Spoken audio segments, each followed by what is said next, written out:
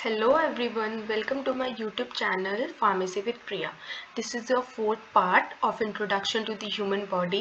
तो शुरू करते हैं सबसे पहले रॉ मटेरियल से कि जो रॉ मटेरियल्स होते हैं वो हम कैसे इंजेस्ट करते हैं। इंजेस्ट मतलब वो हमारी बॉडी में कैसे अंदर जाते हैं रॉ मटेरियल्स। तो हमारे पहले हम देख लेते हैं कि रॉ मटेरियल्स है कौन कौन से जो हमें चाहिए। These are oxygen, food and water. कौन कौन से? आपके ऑक्सीजन जो कि आपके लिए बहुत ज़रूरी है, फूड अगेन बहुत ज़्यादा ज़रूरी है, एंड वाटर क्योंकि ना हम बिना ऑक्सीजन के रह सकते हैं, ना ही हम बिना फूड के रह सकते हैं, और ना ही हम बिना पानी के रह सकते हैं। ठीक है, ये हमें डॉक्टर्स भी बोलते हैं ना कि ज़्यादा हमें पानी का इंटेक लेना चाहिए। Okay, whereas urine, feces and carbon dioxide are excreted out. हम लेते क्या क्या है अंदर जो हम इंजेस्ट करते हैं, दैट इज और oxygen, food and water.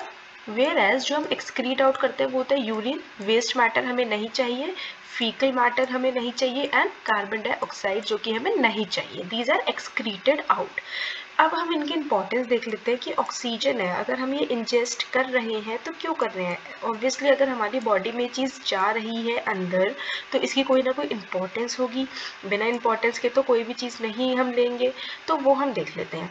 About 21% of the atmospheric gas is made up of oxygen. ये बोल रहे हैं कि जो भी आपके एटमॉस्फेयर में जो गैस है उसमें से 21% किसकी बनी हुई है? ऑक्सीजन की बनी हुई है। ठीक, since most of the chemical activities of the body cells takes place by oxygen and thus its regular supply is essential। देखो भाई क्या होता है, हमारी जो बॉडी है उसमें केमिकल एक्टिविटीज होते रहते हैं, है ना, चलते रहते हैं।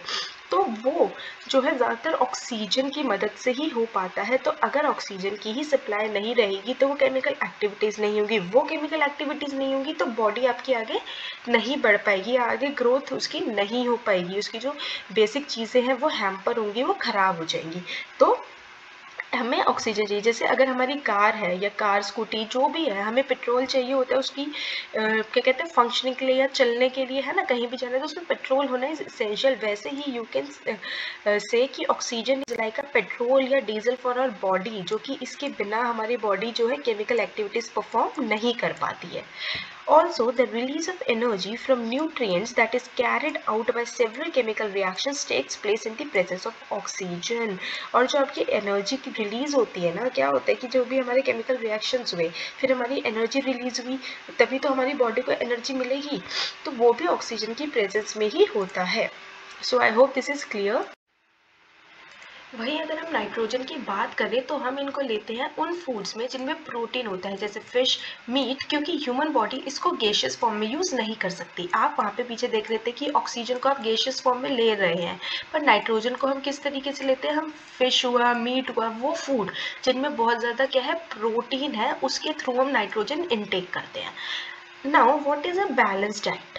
ये भी बहुत ज़रूरी है, खासकर आजकल के टाइम में जबकि लोग बहुत ज़्यादा किसके ऊपर रिलाय हो रहे हैं? जंक फूड या प्रोसेस्ड फूड, जो कि बहुत ही गलत है। ठीक, तो बैलेंस डाइट क्या होती है? A diet including all the essential nutrients and substances that further gets absorbed after the process of digestion is referred to as the balance diet. ऐसी डाइट जिसमें सारे इसेंशियल मतलब ज़रूरत के न्यूट्रिएंट्स और सब्सटेंसेस हैं जो कि बॉडी में जाके एब्सॉर्ब हो जाता है डाइजेशन से, उसको हम कहते हैं balance diet. Carbohydrates, fats, water, proteins are all essential nutrients. इसमें कौन कौन से आते हैं बच्चों? Carbohydrates, fats, water and proteins. Their function is as follows. उनका फंक्शन क्या क्या है? Water balance maintenance in the body. हमारे लिए बैलेंस डाइट देखो क्यों ज़रूरी है। जंक फूड क्या हमें ये सब चीज़ें दे पाएगा? कार्बोहाइड्रेट, फैट, वाटर, प्रोटीन नहीं। और अगर वो ये सब नहीं दे पाएगा, इन चीज़ का रोल होता है ये करना, वाटर मेंटेन करना, वाटर बैलेंस को मेंटेन करना बॉडी में, जो कि जंक नहीं कर पाएगा। एनर्जी प्रोड्यूस कराना, सिंथेसिस ऑफ कॉम्प्लेक्स मॉलिक्यूल्स, जो भी कॉम्प्लेक्स मॉलिक्यूल्स है उनकी सिंथेसिस कराना, और सेल्स वगैरह को बिल्ड कराना, उनकी रिपेयरिंग एंड ग्रोथ कराना। तो ये जो आपके बेसिक फंक्शंस हैं जो कि हमें एक कौन देगी? बैलेंस डाइट ही दे सकती है। ठीक है, बैलेंस डाइट अगर आप लोगे तो आपका क्या क्या मैंने आपको बताया, वाटर बैलेंस मेंटेन रहेगा, एनर्जी प्रोड्यूस होगी, कॉम्प्लेक्स मॉलिक्यूल सिंथेसाइज होंगे, और सेल्स बिल्ड होंगे, एज वेल एज उनकी रिपेयर एंड ग्रोथ दोनों होंगी। तो इसलिए हमें हमेशा बैलेंस डाइट लेनी चाहिए, a diet that is full of essential nutrients. अब तो समझते हैं कि डाइजेशन क्या है। अभी हम पीछे कह रहे थे ना डाइजेशन से वो सब चीज़ें होती हैं, न्यूट्रिएंट्स एंड ऑल, तो अब हम देखते हैं कि भाई डाइजेशन है क्या। इंपॉर्टेंस ऑफ डाइजेस्टिव सिस्टम, ठीक है। लेमन लैंग्वेज में अगर हम डाइजेशन की बात करें तो वही जो फूड खाने के बाद जो पचता है उस चीज़ को कहते हैं। नाउ इसकी इंपॉर्टेंस क्या है, क्यों ये हमारी बॉडी में है? Because the body cells can not directly use the food for energy. देखो क्या होता है बच्चों, जो भी आप खाना खाते हो ऐसा नहीं है कि वो डायरेक्टली आपके अंदर जाके एनर्जी प्रोड्यूस करेगा। अंदर बॉडी में बहुत सारी प्रोसेसेस होती हैं जिसके थ्रू धीरे धीरे आपकी एनर्जी प्रोडक्शन होती है, और वो प्रोसेस डाइजेस्टिव सिस्टम के थ्रू होती है। It must be broken down for its easy absorption. मैंने बोला ना कि डायरेक्टली नहीं होगा, ईजी एब्सॉर्प्शन के लिए हमें उस फूड को क्या करना पड़ेगा, ब्रेक करना पड़ेगा in the blood stream and the subsequently for its usage by the cells of the body. ये हम जो हमारी इजी एब्जॉर्ब, जैसे हमने फूड लिया, अब वो अच्छे से इजीली एब्जॉर्ब हो जाए इसलिए हम उसको छोटे छोटे टुकड़ों में तोड़ेंगे जो कि ब्लड स्ट्रीम में जाएगा और वहाँ से सेल्स उसको यूज कर लेंगे। Primarily the alimentary canal and the necessary glands makes up the digestive system. Primarily means majorly, primarily का मतलब क्या है, मेजरली हमारा एलिमेंट्री या मेनली आप कह लो हमारा एलिमेंट्री कैनाल और एसेसरी ग्लैंड्स डाइजेस्टिव सिस्टम को बनाता है। अब हम देखते हैं कि इसके पार्ट्स क्या क्या है। एक तो एलिमेंट्री कैनाल, हमने पीछे पढ़ा ना, एसेसरी ग्लैंड्स और एलिमेंट्री कैनाल हमारे मेन है।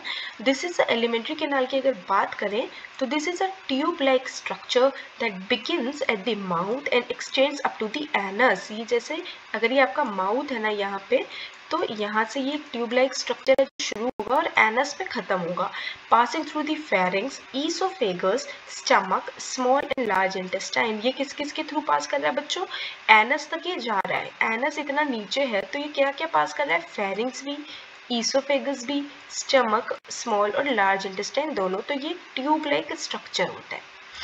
ग्लैंड्स की वहीं अगर हम बात करें तो these are the organs that are exterior to the alimentary canal, have their ducts leading to it under salivary, liver and pancreas. These are exterior to the alimentary canal, मतलब ये बाहर होंगे, यहाँ पे जैसे ऐसे होंगे ये, ओके, जैसे salivary gland, liver and pancreas. Additionally, several other minute glands also reside in the alimentary canal. Their main function is the secretion of digestive enzymes required for the chemical breakdown of food. इन तीनों के अलावा और भी बहुत छोटू से minute glands होते हैं जो कि alimentary canal में होते हैं और जिनका मेन फंक्शन क्या होता है, डाइजेस्टिव एंजाइम को सिक्रिएट करना। क्यों, जिससे हमारे फूड जो हमने खाया है उसका केमिकल ब्रेकडाउन हो जाए। अब आते हैं मेटाबॉलिज्म पे। मेटाबॉलिज्म में हम देखते हैं कि मेटाबॉलिज्म है क्या। It refers to the set of chemical activities और reactions taking place in the body. देखो बच्चों, जब भी हम फूड खा लेते हैं तो फिर मेटाबॉलिज्म, एब्जॉर्प्शन, मेटाबॉलिज्म ये सब चीज़ें होती हैं। तो कोई भी रिएक्शन या केमिकल एक्टिविटी जो हमारी बॉडी में हो रही है उसको मेटाबॉलिज्म कहते हैं, जिसको हम दो पार्ट में डिवाइड कर सकते हैं फर्दर, एनाबॉलिज्म एंड कैटाबॉलिज्म। दो चीज़ें में और आप इसको डिवाइड कर दोगे, anabolism and catabolism.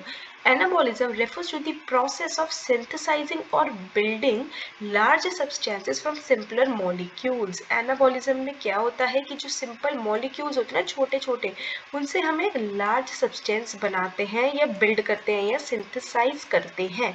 Whereas catabolism में हम break down करते हैं या degrade करते हैं large molecules को, consequently providing energy for anabolism। तो ये की तरह जाएगी। इसने क्या करा, छोटों को इसने बड़े में कन्वर्ट कर दिया, वेरस कैटाबॉलिज्म ने बड़ों को फिर से छोटों में कन्वर्ट कर दिया, जिससे एनर्जी मिले एनाबॉलिज्म प्रोसीजर से। फिर एनाबॉलिज्म छोटों को बड़ों में कर देगी। तो ये ऐसे ही चलता रहता है, ठीक है। आई होप ये चीज़ें आपको समझ आई होंगी।